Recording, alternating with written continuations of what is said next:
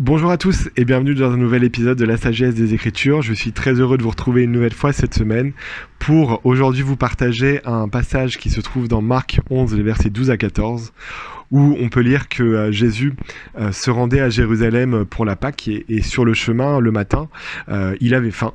Et il aperçoit de loin un arbre, un figuier qui avait des belles feuilles, et donc il se décide de s'approcher de l'arbre pour prendre des figues, pour manger. Et en fait, quand il se rapproche de l'arbre, c'était une déception parce qu'il n'y a pas de figues dans l'arbre, et pourtant c'est bien précisé dans le verset 14 que ce n'était pas la saison des figues, donc Jésus avait dû s'en douter. Mais voilà, il n'y avait pas de figues dans l'arbre du coup, et Jésus va maudire l'arbre, et le lendemain l'arbre sera desséché.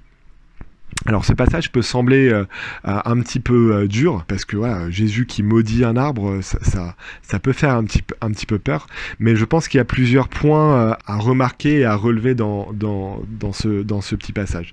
Le tout premier, c'est que on pense tout le temps que Jésus il est là que pour bénir, il aime tout le monde, il accepte tout le monde, et c'est vrai, mais Jésus aussi, il a la capacité de maudire ceux qui ne respectent pas ses lois.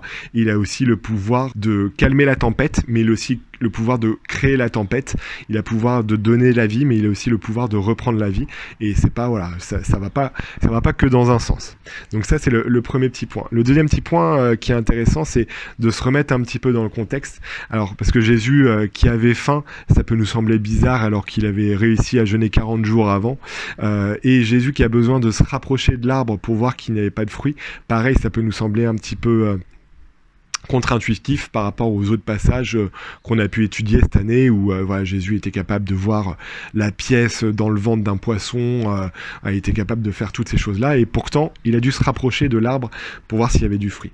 Et donc je pense que si Marc prend la peine de faire ces petites remarques dans ce passage-là, c'est que il voulait montrer que Jésus là se mettait à notre niveau, et qu'en fait il pouvait nous représenter, nous les personnes qui des fois avons faim, et nous les personnes qui ne connaissons pas tout et qui avons besoin de voir les choses, de se rapprocher de là pour savoir si elle avait des figues. Donc ça c'est la première remarque. Et la deuxième remarque, c'est plus au niveau du fait que Jésus maudit le figuier parce qu'il n'a pas de figues, alors que ce n'était pas la saison des figues. Parce qu'en fait, la Pâque, c'est début du printemps, et les figues apparaissent généralement début juillet. Mais ça à mettre en relation avec un petit passage que on avait partagé il y a quelques semaines, où Jésus avait dit que on verrait les signes, tout comme le figuier qui commence à bourgeonner, c'est le signe que l'été est proche. Et en fait, là, ce qui est intéressant, c'est que en fait, un figuier, quand les feuilles commencent à apparaître, les fruits aussi commencent à apparaître. Les deux viennent en même temps. Et là, le souci, c'est que ce figuier-là, il avait déjà des très grandes feuilles. Donc, s'il avait des très grandes feuilles, normalement, il aurait dû avoir des figues. Parce que voilà, les deux auraient poussé en même temps. Et ce que Jésus reproche au figuier, je pense pas que ça soit de pas avoir de figues, mais je pense qu'il lui reproche d'avoir trompé les gens, c'est-à-dire d'avoir eu des très grandes feuilles sans avoir de figues. C'est-à-dire que normalement, ce figuier, à l'époque du printemps, les feuilles devraient pas être très grandes. Ça devrait rester des petits bourgeons, mais elles devraient pas être très grandes. Et donc, voilà, s'il y a des grandes feuilles, il doit avoir des fruits. S'il n'y avait pas de feuilles, il ne devait pas avoir de fruits, mais voilà, il devait y avoir une cohérence. Et Jésus maudit l'arbre parce qu'il n'y a pas de cohérence. Et je pense que c'est un symbole pour nous, parce que des fois, on peut se dire, tiens, cette personne, elle a des très belles feuilles, elle parle très bien, elle a une très belle apparence, etc., etc.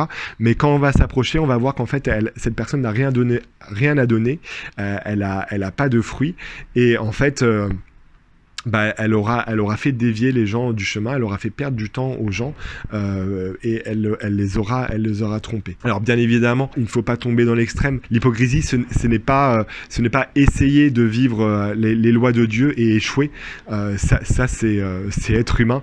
Hypocrite, c'est de dire qu'on vit les lois de Dieu très bien, que nous il n'y a pas de souci, et alors qu'en fait on ne les vit pas du tout. C'est plus ça l'hypocrisie. Ce n'est pas d'échouer et de pas réussir, c'est le fait de dire qu'on a réussi justement. Je vous souhaite une très bonne semaine et je vous dis à la semaine prochaine pour plus de sagesse grâce à Jésus-Christ.